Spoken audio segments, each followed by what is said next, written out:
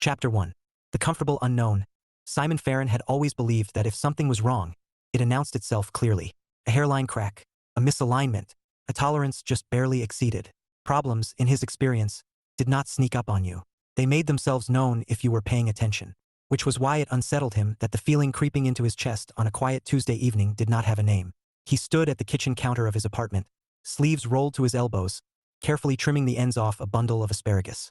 The motion was precise, practiced. He lined the stalks up, pressed the blade down once, clean and even. He liked things even.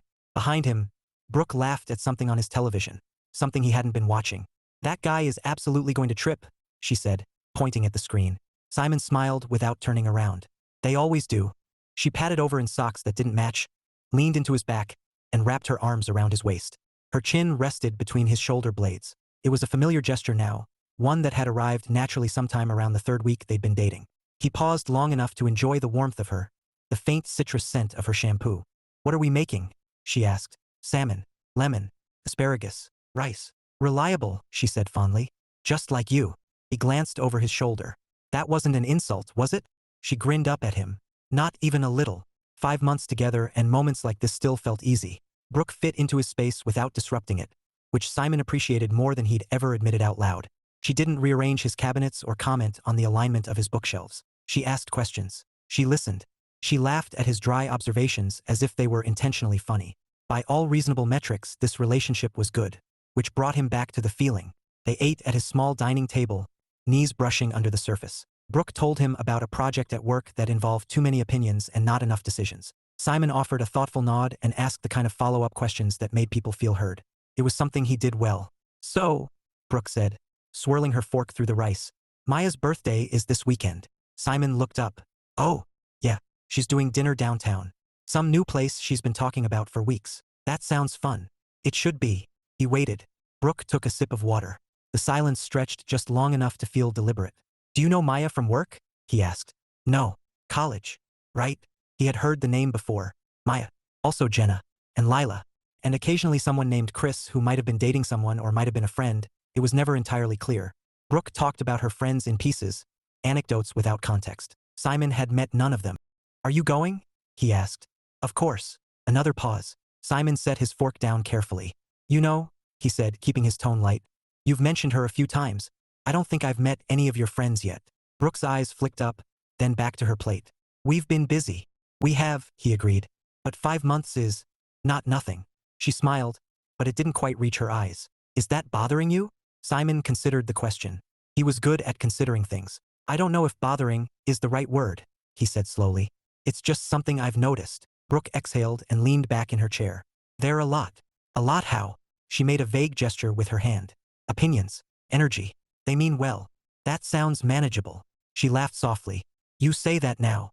Simon studied her face. There was affection there. Familiarity. But also something guarded, like a door left intentionally ajar but not fully open. "I'm not asking to be vetted," he said gently. "I just want to be included." "I know," she said quickly. Can we talk about this later?" The feeling in his chest sharpened, just slightly. "Sure," he said. "Later's fine." She reached across the table and squeezed his hand, relief flickering across her features. "Thank you." After dinner, they sat on the couch, Brooke's legs tucked beneath her, Simon's arm along the backrest. She rested her head on his shoulder and scrolled through her phone while he half watched the television. "Can I ask you something?" he said. Where do you see us going?" She stilled. "Us?" she echoed. "Yes, us." She turned her head to look at him, really look at him. The quiet intensity of her gaze made him straighten slightly. "I love being with you," she said. "You know that." "I do. I just move carefully." Simon nodded. "So do I. But careful doesn't usually mean hidden." Her lips parted, then pressed together. She didn't answer right away. Outside, a car passed, headlights briefly illuminating the room. Simon waited, patient as ever. "I don't want to lose you," Brooke said finally. Something about the way she said it, like it was a possibility she'd already considered, settled heavily between them. "I don't want to be lost," Simon replied.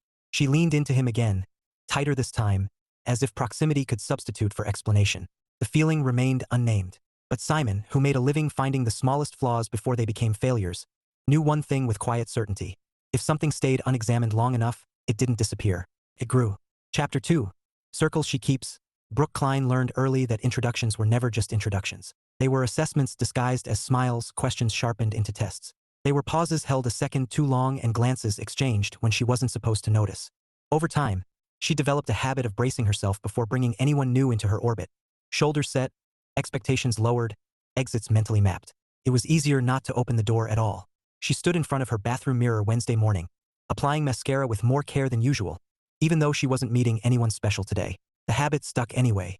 Preparation as reflex, armor masquerading as routine. Her phone buzzed on the counter. Maya, so are we doing Saturday at 7 or 7:30? Brooke stared at the message longer than necessary. Saturday. Dinner. The birthday she'd already committed to before Simon's quiet disappointment had taken shape in her living room. She typed, erased, then typed again. Brooke, 7 is fine. 3 dots appeared immediately. Maya, great. Also, are you bringing him? There it was. Casual. Innocent. Waited. Brooke exhaled through her nose and capped the mascara. Brooke, probably not. Pause this time. Longer. Maya, why? Because you'll dissect him, Brooke thought. Because you'll ask what he does and decide it isn't impressive enough. Because you'll notice he listens more than he talks and call it low energy later over cocktails. Because I don't want to spend the drive home defending someone I care about. She typed something safer. Brooke, he's not really a group dinner person. Which wasn't true. Simon was fine in groups. He just didn't perform. Maya, that's a vague. Brooke set the phone down without responding and finished getting ready. She was already late. On the drive to work, her thoughts kept drifting back to Simon. Standing at his counter, knife steady, expression open but reserved. The way he'd said, I don't want to be lost. She gripped the steering wheel a little tighter. Simon was different. She'd known that within weeks, even if she hadn't wanted to admit it. He didn't rush her, didn't try to impress her. He showed up when he said he would and followed through without fanfare. He noticed things when she was quiet for too long, when her coffee order changed without explanation. He remembered details she forgot she'd shared. And he never pushed. That was part of the problem. Her friends were used to men who pushed. Men who filled silence with bravado or charm or defensiveness. Men who gave them something obvious to critique. Simon offered none of that. He would be harder to dismiss outright, which meant they'd try harder. At lunch, Brooke met Jenna and Lila at their usual cafe. The place was loud, all exposed brick and overlapping conversations, the kind of environment where opinions were currency. So, Jenna said around a bite of salad, are you finally bringing Mystery Man out into the daylight this weekend? Brooke took a sip of iced tea. His name is Simon. I know, Lila said. We just never see him. He exists, Brooke said. I promise. Jenna arched an eyebrow. 5 months and no group appearance? That's a little odd. Here we go, Brooke thought. He's private, she said. So am I. You didn't used to be, Jenna replied lightly. Brooke stiffened. People change. Lila leaned forward, chin in her hand. We're not judging. We're just curious. That was never true. He's good to me, Brooke said. That's what matters. Jenna exchanged a glance with Lila. The look was subtle, practiced. Of course, Jenna said. But you know how this goes. Brooke did know. She knew exactly how it went. They'd start with curiosity, move to concern, and end with conclusions presented as care. It had happened with Eric, with Thomas, with Nick, each time for different reasons that somehow always added up to the same result. She changed the subject, but the tension lingered like a faint hum beneath the conversation. That evening, Brooke stopped by Simon's place unannounced. Not to surprise him, he didn't mind, but because she needed to see him. To recalibrate. He opened the door in socks, looking faintly amused. You look like you're thinking very hard. I am, she said, stepping inside. About you. That sounds ominous. She smiled despite herself and leaned in to kiss him. He tasted like mint and something warm. Familiar. They sat on the couch, her legs draped over his lap, his hands resting loosely on her calves. My friends asked about you again, she said. I gathered. I don't mean in a bad way. He tilted his head slightly. You don't sound convinced, she sighed. They have opinions. I've noticed. That's not fair. Neither is pretending they don't exist, he replied gently. She looked down at her hands. I'm afraid they'll wear me down. The honesty surprised them both. Simon's expression softened. You think I'm fragile? No, she said quickly. I think I am. He was quiet for a moment, then said, you don't have to choose sides. It always feels like I do. He nodded slowly. Then maybe that's the part worth examining. Brooke swallowed. She wasn't used to conversations that didn't end in defensiveness or reassurance. Simon didn't offer either. He offered space. I don't want to lose them, she said. But I don't want to lose you. That's a real problem, he said. Not an imaginary one. She looked at him then, really looked at him. At the calm certainty in his eyes. At the patience that wasn't passive, just measured. I've been keeping you separate, she admitted. Because it's easier. For you, he said. Yes. He didn't accuse. He didn't retreat. He simply nodded. I'm not asking you to rush, Simon said. But I don't want to be a secret. You're not, she said, though the word felt thinner every time she used it. Then let me be part of your life, he said. All of it. Or tell me why I can't be. Brooke closed her eyes briefly. The truth sat heavy and undeniable between them. She'd been protecting him from her world, but also protecting her world from change. She opened her eyes. Come to dinner Saturday, she said. His eyebrows lifted slightly. Are you sure? No, she said honestly. But I want to be. A small smile tugged at his mouth. That's usually how important things start. She leaned forward and rested her forehead against his. For the first time in months, the idea of introduction didn't feel like a threat. It felt like a test she was finally ready to take. Chapter 3. Fault lines? The invitation arrived on Thursday morning, stamped with the kind of corporate cheer that made Simon instinctively suspicious. Product development milestone celebration, Friday 6:30 p.m. plus one's welcome. He read it twice, not because the message was unclear, but because of the timing. The company had cleared a major hurdle. Final approvals on a new mower line that Simon had quietly shepherded through months of testing, revisions, and late-stage fixes. He'd found a flaw in the blade housing 3 weeks earlier, the sort that wouldn't show up until thousands of hours of use. Fixing it had saved the company money and reputation.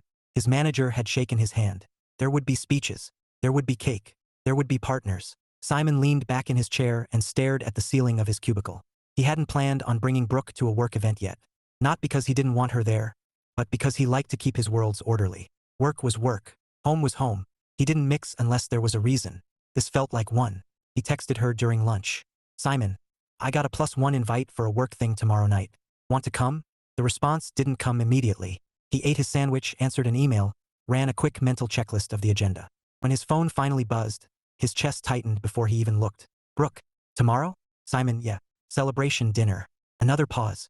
Brooke, I already told Maya I'd help set up for her thing. Simon frowned. Her thing wasn't until Saturday. Simon, it's Friday night. Brooke, I know. She's stressed. He stared at the message, then typed carefully. Simon, okay. The 3 dots appeared, disappeared, then reappeared. Brooke, you're not upset, are you? He considered the question. He wasn't upset. He was noticing. Simon, no. Just thought I'd ask. Brooke, rain check? Simon, sure. He set the phone down and returned to his work, but the rhythm was off. Measurements that usually settled cleanly in his mind felt slightly misaligned, like a ruler set at a fraction of a degree wrong. That evening, Brooke came over later than usual. Simon was already cooking, the kitchen filled with the scent of garlic and oil. She kissed his cheek, set her bag down, and hovered for a moment like she wanted to say something but wasn't sure how to begin. Long day? He asked. Long week, she replied. You? Productive. She smiled. You always say that. Because it usually is. They ate standing at the counter, casual and companionable. But when Brooke checked her phone for the 3rd time in 10 minutes, Simon set his fork down. Everything okay? Yeah, she said quickly. Just Maya. He nodded once. She seems important. She is. So are you? He said, not sharply, just plainly. Brooke froze. I didn't mean, she started. I know, he said. I'm not accusing you of anything. Then what are you doing? Simon wiped his hands on a towel, choosing his words with the same care he used at work. I'm trying to understand where I fit. She leaned back against the counter, arms crossing loosely over her chest. You fit with me. I fit around you, he said. Not into your life. That's not fair. Tell me how it's fair, he said calmly. That after 5 months, I haven't met a single person who knows you the way I do. Brooke opened her mouth, then closed it again. You said yes to Saturday, she said finally. I did, he agreed, and I appreciated it. But then Friday came up, and it was an automatic no. She sighed. You know this weekend is complicated. I know it's compartmentalized. Her eyes flashed. You make it sound calculated. I don't think you're doing it on purpose, he said. I think you're doing it because it's easier. The silence that followed wasn't loud. It was dense. I'm not ashamed of you, Brooke said. I didn't say you were. You're thinking it. I'm thinking something is off, Simon replied. And I don't ignore things that are off. She laughed, short and humorless. God, you really are quality control. He smiled faintly. It's not just my job. Brooke pushed away from the counter and paced a few steps. My friends can be intense. So can mine, he said. That's part of having them. They don't let things go. Then don't let them decide things that aren't theirs. She stopped pacing and turned to him. You don't get it. Then explain it to me, he said. I'm very good at listening. Her shoulders slumped slightly, some of the fight draining out of her. They've talked me out of relationships before, she admitted. Not directly, just slowly, pointing out flaws until I couldn't unsee them. Simon's expression didn't change, but something firmed behind his eyes. And you think they'll do that with me? I think they'll try. And you think you'll let them? I think I'm tired, she said. And I don't want to fight everyone all the time. He nodded. That makes sense. She looked up at him, surprised by the lack of judgment. But here's what doesn't, he continued. You're avoiding the fight by moving me out of the line of fire. And that puts me in a position I didn't agree to. Her voice softened. I was trying to protect you. I don't need protection from opinions, he said. I need honesty from you. Brooke swallowed. So what are you saying? I'm saying that if we're building something, Simon said, it can't exist in a vacuum. I won't chase access to your life. That sounds like an ultimatum. It's a boundary, he replied. There's a difference. She wrapped her arms around herself, suddenly looking smaller. I don't want to lose you. I don't want to lose myself, he said gently. Or us. They stood there, the air between them charged but not hostile. This wasn't a blow-up. It was worse than that. It was a structural concern. I'll come tomorrow, Brooke said suddenly. To your work thing. Simon blinked. You don't have to. I want to, she said. If you still want me there. He studied her face, searching for reluctance. He found resolve instead, tentative but real. I do, he said. Friday evening arrived with more nerves than either of them expected. Brooke met Simon outside the restaurant, smoothing her dress unnecessarily. Simon adjusted his jacket, then caught her hand before they went in. You okay? He asked. She nodded. If I panic, just stay close. He smiled. That's the plan anyway. Inside, the room buzzed with conversation. Simon introduced Brooke to his coworkers one by one, engineers, designers, managers. He didn't perform. He didn't oversell. He simply included her, hand warm at her back, voice steady. Brooke watched him in this setting, saw how naturally he belonged, how people listened when he spoke, how his quiet carried weight. She felt something loosen in her chest. By the time they left, the night air cool and sharp, she was smiling. That wasn't terrible, she said. That's high praise. She laughed, then sobered. I should have done this sooner. Simon didn't say I told you so. He just nodded. The fault line hadn't broken them, but it was visible now, and neither of them could pretend it wasn't there. Chapter 4. The invitation. The restaurant Maya chose announced itself loudly. Exposed brick, dangling filament bulbs, a chalkboard menu written in an aggressively confident hand. The kind of place that promised small plates and delivered opinions with them. Simon clocked the noise level the moment they stepped inside, manageable but only if you didn't compete with it. Brooke tightened her grip on his hand. Still okay? She asked. I'm good, Simon said. You? She smiled, nervous and excited all at once. Ask me again in 10 minutes. They spotted the group immediately. For women at a long table near the back, already halfway through drinks. Maya stood when she saw Brooke, arms raised in greeting. Birthday girl, Brooke said, releasing Simon's hand long enough to hug her. And you must be Simon, Maya said, turning with a smile that was practiced but not unkind. Finally, Simon extended his hand. Nice to meet you. Her grip was firm, evaluative. She held eye contact just long enough for him to notice. Introductions followed quickly. Jenna, Lila, and another woman named Tessa whom Brooke had mentioned only once, in passing. Simon shook hands, exchanged pleasantries, took mental notes. Jenna talked fast. Lila smiled without committing. Tessa observed. They sat. For the first few minutes, conversation stayed safely neutral. The food, the restaurant, the inconvenience of parallel parking downtown. Simon answered questions when asked, kept his responses concise. Brooke relaxed slightly as plates arrived and the group's attention shifted to tasting and commentary. So, Simon, Jenna said, fork poised. Brooke says you work in lawn equipment? Manufacturing, yes, he replied. Quality control. Maya tilted her head. That sounds very specific. It is, Simon said. That's why I like it. Jenna laughed. You like grass that much? Simon smiled politely. I like things that work the way they're supposed to. There was a beat. That's kind of boring, Jenna said. Not unkindly, but not joking either. Brooke stiffened beside him. Simon nodded once. It would be if that were all there was to it. Lila leaned in. So what is all there is to it? He met her gaze calmly. Responsibility, design, safety, the knowledge that someone else's weekend depends on whether we did our jobs right. Tessa raised her glass. That's actually respectable. Jenna shrugged. I guess. The conversation moved on, but the undercurrent remained. Simon could feel it, the subtle pressure to perform, to entertain, to justify his presence. He declined politely. At one point, Maya turned to Brooke. How did you two meet again? Mutual friends, Brooke said quickly. Really? Jenna asked. Which ones? Brooke hesitated. Simon felt it beside him, that moment of recalculation. He reached for his water instead of looking at her. Friends from work, Brooke said finally. Work friends are risky, Jenna said. That's how you end up settling. Simon set his glass down gently. Settling implies there was something better available, he said. That hasn't been my experience. The table went quiet. Maya recovered first, laughing lightly. Okay, serious guy. What does Brooke like about you?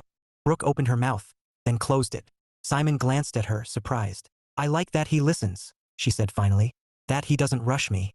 That he's consistent. Jenna made a face. Those are baseline qualities. Not for everyone, Simon said. Tessa smiled.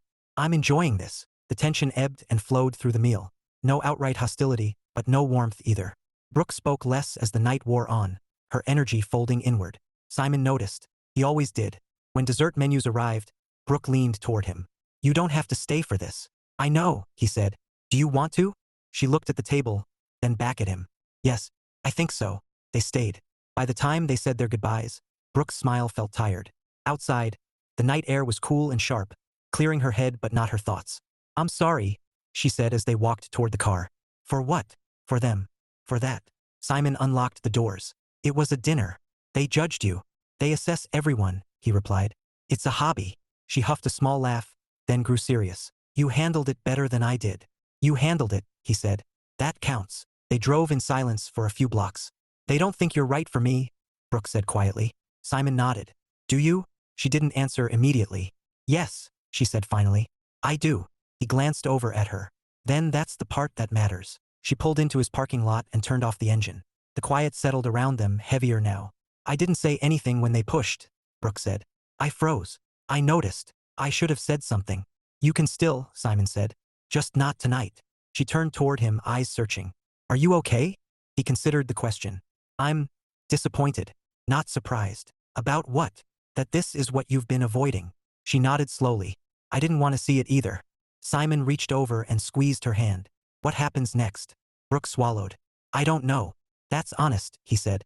But I need more than apologies. I know, she whispered. They sat there for a moment longer, neither quite ready to end the night.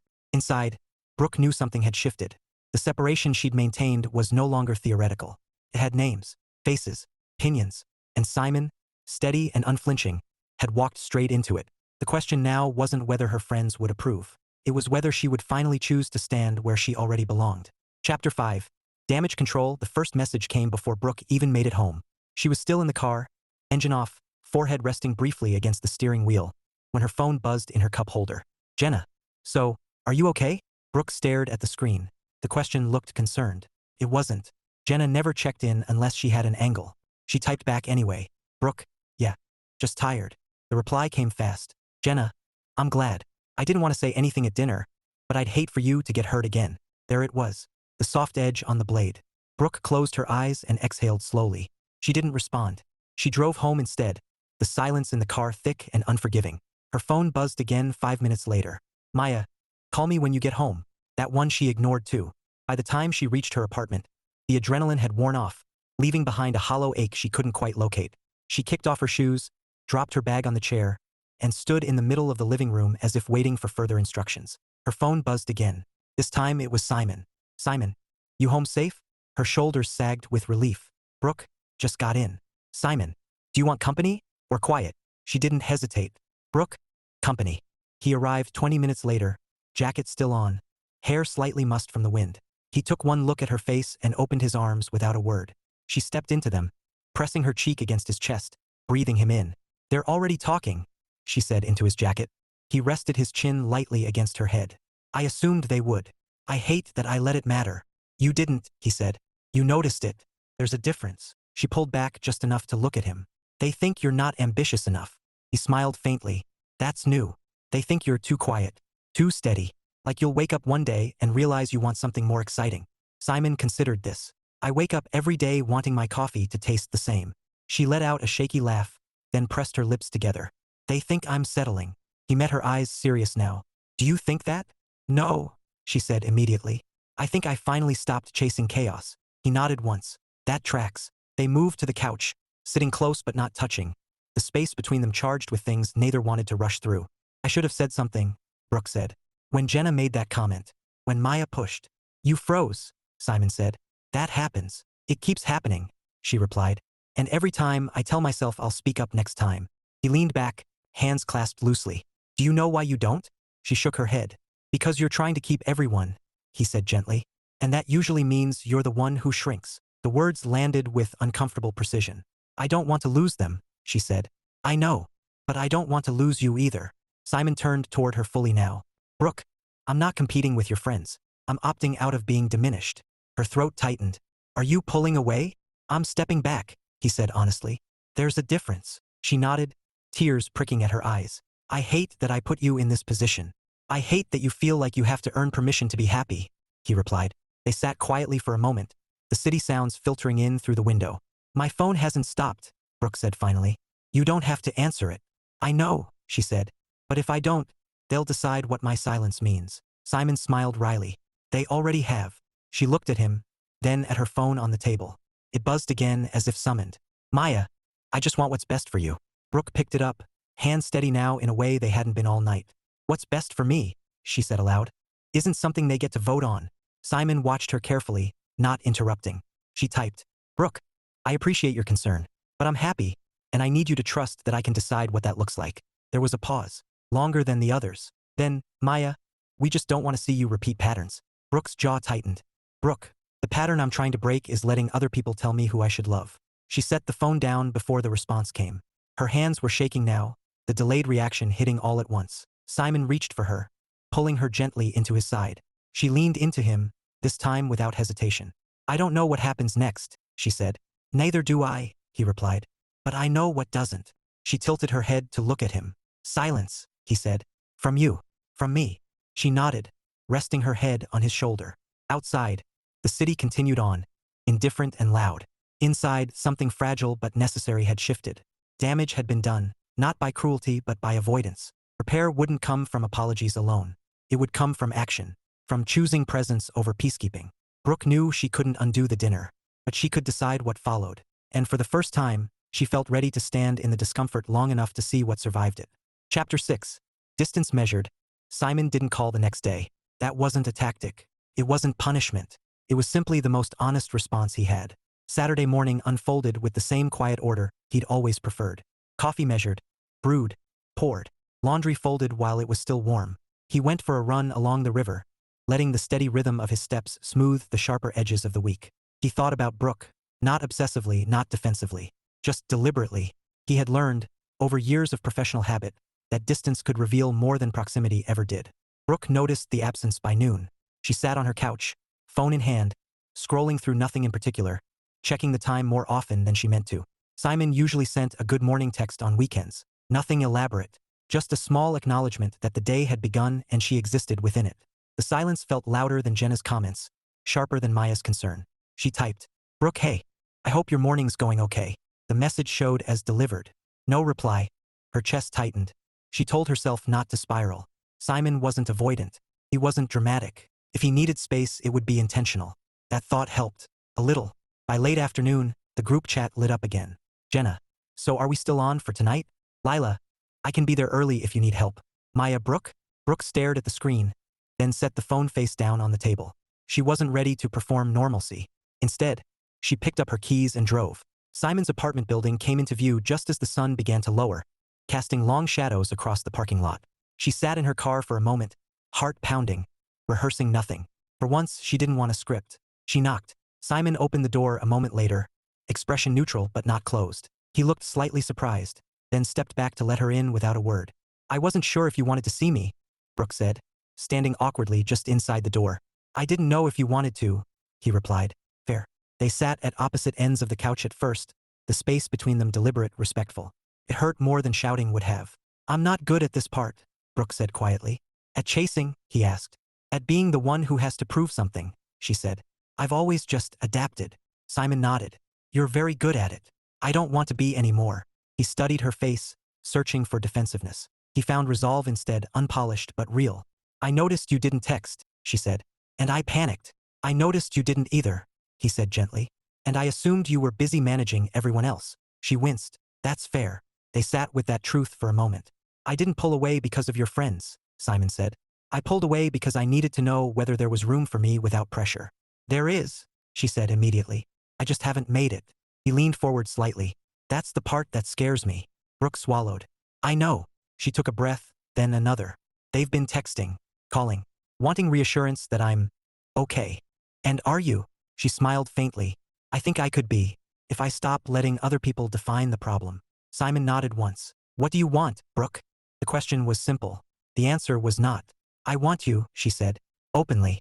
I want to stop editing my life to keep everyone comfortable. He watched her closely. That's a big shift. I'm tired of being small, she replied. And I don't want to lose you because I was afraid of noise. Simon exhaled slowly, the tension in his shoulders easing just a fraction.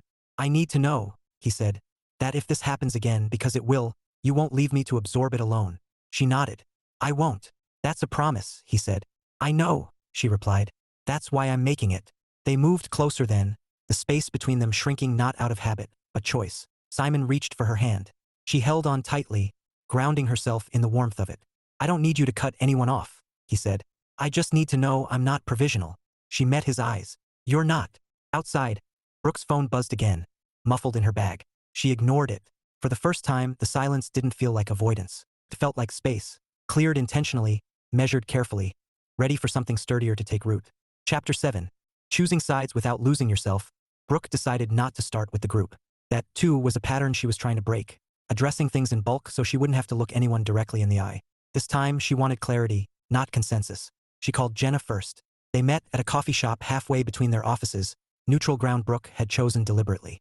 Jenna arrived 10 minutes late, sunglasses still on, energy already dialed to conversational maximum. So, Jenna said, sliding into the chair across from her. I assume this is about Simon. Brooke didn't bother easing into it. It is. Jenna set her coffee down. I just want you to know. Everything I said came from a place of concern. I know, Brooke replied. That's part of the problem. Jenna frowned. What does that mean? It means concern isn't a free pass, Brooke said calmly. You don't get to undermine something important to me and call it care. Jenna leaned back. We've seen this before, Brooke. This isn't before. That's what you always say. Brooke felt the familiar pull, to explain, to justify, to convince. She resisted it. I'm not asking you to like him, she said. I'm asking you to respect that I do. And if we don't, then you respect me anyway. Jenna scoffed lightly. You're really serious about this guy. Yes, Brooke said. I am. There it was. The moment Jenna always pushed toward, as if seriousness itself were the threat. Well, Jenna said, tone sharpening. Don't say we didn't warn you. Brooke stood, gathering her bag. That's not a warning. It's pressure. And I'm done absorbing it. She left before Jenna could respond. Heart pounding, hands shaking, but also something else. Lighter. Maya was harder. They met at Maya's apartment that evening, the place Brooke had practically lived in during her 20s. The familiarity made the confrontation sting more. I feel like you're shutting us out, Maya said, arms crossed. Worry etched deep into her expression. I'm setting boundaries, Brooke replied. There's a difference. He's changing you. Brooke shook her head. He's not. I am. Maya's voice softened. We just don't want to lose you. I won't disappear, Brooke said. But I won't be managed anymore either. The silence that followed was heavy, grief-tinged. Maya nodded slowly, eyes damp. I need time, she said. That's fair, Brooke replied. So do I. Lila surprised her. They talked over the phone, late, voices low and honest. Lila admitted she'd noticed how often Brooke dimmed herself in the group. How Simon's calm hadn't bothered her at all, just highlighted the contrast. I think you're brave, Lila said quietly, even if it makes things uncomfortable. Brooke hung up feeling steadier than she had in days. Not everything survived the honesty. She'd expected that. What she hadn't expected was how much stronger she felt standing still instead of bending. That night, she went to Simon's place. He opened the door, eyebrows lifting slightly in surprise. Hey, she said. I did the thing. He stepped aside, letting her in. The hard thing, or the terrifying thing? Yes. They sat at the kitchen table, fingers intertwined, Brooke recounting the conversations without dramatics. Simon listened, asked questions when they mattered, didn't interrupt when they didn't. When she finished, she exhaled deeply. I don't know what the fallout will be. Simon squeezed her hand. But you know what you chose. She nodded. I chose not to disappear. A small smile curved his mouth. I like that version of you. She leaned across the table and kissed him. Slow, intentional, grounded. For the first time, Brooke felt like her life wasn't divided into sections she had to defend. It was simply hers. Chapter 8. Reintroduction. The quiet between them changed shape. It wasn't absence anymore, it was room. Simon noticed it first on a Tuesday night, nearly a week after Brooke's conversations with her friends. She came over carrying takeout and a cautious optimism that didn't try to sell itself. They ate at the table instead of the couch, a small but telling choice. Brooke talked about work, about a client who mistook urgency for importance. Simon listened, nodding, asking the right questions without dissecting the story. When she finished, she didn't reach for her phone. I told Maya I needed some space, Brooke said, almost casually. Simon looked up. How did that go? She didn't love it, Brooke admitted. But she didn't argue. That's new. It is, she said. So is me not explaining myself to death. He smiled. I'm a fan of efficiency. They cleared the containers together. Simon rinsed, Brooke dried. The choreography felt familiar again, but sturdier, like it could bear weight. Later, they sat on the couch, knees angled toward each other. Brooke traced a seam in the cushion with her fingertip.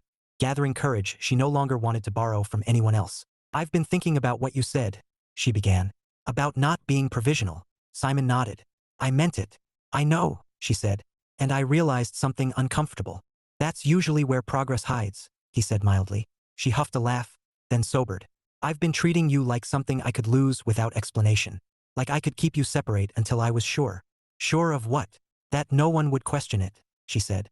Which is ridiculous. He watched her carefully, not interrupting. I don't want to be half in with you, Brooke continued. And I don't want you waiting to see if you're allowed to stay. Simon leaned back slightly, considering. What does full in look like to you? She met his eyes. It looks like you meeting people who matter to me without me hovering. It looks like plans that don't need justification. It looks like me speaking up when something crosses a line, even if my voice shakes. And if it costs you something? She didn't hesitate. Then it costs me something. Simon reached for her hand. That's not a small promise. I know, she said. That's why I'm making it out loud. He squeezed her fingers gently. Then here's mine. I won't punish you for the past, but I will pay attention to the present. That's fair, she said. I can work with fair. They sat in comfortable silence for a moment, the kind that didn't demand resolution. Can I ask you something? Brooke said. Always. Why didn't you push harder before? Simon shrugged lightly. Because if I had to convince you to let me in, I'd always wonder when you'd decide it was easier to close the door again. She swallowed. I hate that I almost proved you right. You didn't, he said. You chose differently. She leaned into him then, resting her head against his shoulder. The contact felt earned in a new way, less automatic, more intentional. I want to do something, Brooke said after a moment. Simon raised an eyebrow. Should I be concerned? Probably, she said, smiling. I want to host something. Small. At my place. He chuckled. You hate hosting. I do, she agreed. Which is how I know it matters. Who's coming? Lila, Brooke said. And maybe Maya if she can behave. Simon considered. I can behave. She laughed, genuine and unguarded. I know you can. Do you want me there? He asked. Or do you feel like you should do it alone? I want you there, she said. Not as a buffer. As my partner. The word settled between them, solid and unforced. Then I'm in, Simon said. They spent the rest of the evening talking logistics, food preferences, seating arrangements, the strategic placement of wine. It was practical and mundane and deeply reassuring. No tension. No performance. Just planning a shared moment. As Brooke gathered her things to leave, she paused at the door. Thank you, she said. For what? For not making this about winning, she replied. For waiting without disappearing. He smiled softly. For stepping forward instead of explaining sideways. She kissed him then, slow, certain, unafraid of who might eventually see. As she walked down the hall, Brooke realized something had quietly shifted into place. This wasn't damage control anymore. It was construction. Chapter 9. What grows when you tend it. The night Brooke hosted dinner, she cleaned her apartment twice. Not because it needed it, she was tidy by nature, but because her hands needed something to do while her nerves burned off excess energy. She wiped counters already clean, rearranged chairs that hadn't moved, checked the oven temperature 3 times. Simon arrived early on purpose. You're hovering, he said gently, setting a bag of bread on the counter. I'm preparing, Brooke corrected. For what? For the possibility that someone criticizes my choice of napkins. He smiled. Bold of you to assume they'll notice the napkins before the wine. She laughed despite herself, then exhaled. Thank you for being here. He stepped closer, resting his hands lightly on her waist. This is us being here. The knock came 10 minutes later. Lila arrived first, carrying a bottle of red and an easy smile. She hugged Brooke warmly, nodded at Simon with genuine ease. This smells incredible, she said. And I like what you did with the lighting. Brooke relaxed a notch. Maya came next. She stood in the doorway for a half-second too long, scanning the room like someone bracing for an argument. Brooke met her eyes and didn't look away. Hi, Brooke said. I'm glad you came. Maya nodded. Me too. Simon greeted her politely, no defensiveness, no overcompensation, just presence. Dinner unfolded without spectacle. They talked about work, about travel plans, about a mutual dislike of overhyped restaurants. Simon didn't dominate the conversation, but when he spoke, people listened. He asked Maya about her recent promotion. He laughed at Lila's story without turning it into a performance. Brooke watched it all with a quiet sense of relief, and something deeper. Pride maybe, or certainty. At one point Maya turned to her. "You seem different," she said. Brooke didn't flinch. "I feel different." There was a pause. Then Maya nodded slowly. "I can see why." The evening ended without fireworks. No declarations. No reconciliations tied with bows. But when the door closed behind the last guest, Brooke leaned back against it and laughed, breathless. "That didn't implode," she said. Simon raised an eyebrow. "High bar." She crossed the room and wrapped her arms around him. "It mattered. It showed," he said. Weeks passed. Some friendships recalibrated. One faded quietly. Brooke mourned it without regret. The ones that remained felt steadier, less performative, more honest. Simon's life remained much the same on the surface. Work continued. A new product line moved from prototype to production without incident. His manager praised his consistency, as if it were a surprising trait instead of a defining one. But at home, things had changed. There were shared calendars now. Casual plans made without hesitation. Brooke met his friends, who welcomed her with warmth and gentle teasing. She learned that Simon was the one everyone called when something broke. Not because he fixed it himself, but because he knew who could. One evening, months later, they hosted another gathering, smaller, quieter. The table was mismatched. The food was simple. Brooke caught Simon watching her as she laughed with Lila in the kitchen. "What?" she asked. "Nothing," he said. "Just taking inventory." She smiled. "Of what?" "Of what holds," he replied. She walked over and took his hand. "Turns out quite a bit." They stood there, grounded in the ordinary miracle of choosing each other without apology. Outside, the world remained noisy and opinionated. Inside, what they'd built was steady.